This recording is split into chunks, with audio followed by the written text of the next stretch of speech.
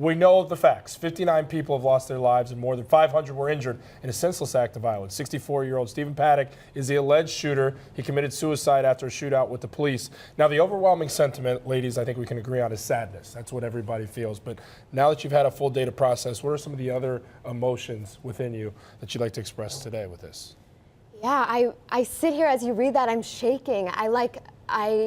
These are people's mothers and siblings, and there are kids that came home without parents. I've never cried on air before.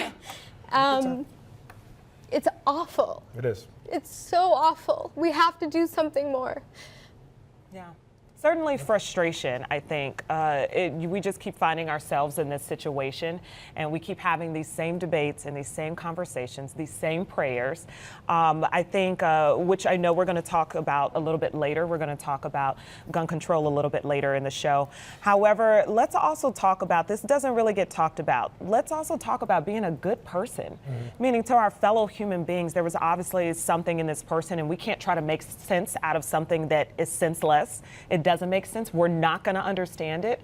But I think it definitely starts as being a good human being, being a good neighbor, seeing your community if you're seeing someone in need. I know that this is hard to track. We always talk about changing the laws and what our lawmakers should do and how we should vote differently, et cetera, et cetera. But let's just also talk about being a good person. And I know it's hard to track, and a lot of people have different morals and values, but how about smiling to someone on the way on your commute this morning, or giving calling your parents, or giving someone a hug or a kiss, or you forgot to say I love you or goodbye, or I believe in you, or something like that. Like, we never talk about being a better human being to our fellow human beings. Yeah, I think looking to strive for the positive and for the better. I mean, you see the sincere emotion from Danielle, and it breaks my heart to watch you cry, but I think that's the overwhelming, again, the sentiment out there is, it's just awful. There's immense sadness, and it's not like you were directly impacted, but it's humanity. We are You seeing the impacted. worst in humanity does impact us all, and I think we can all agree on that.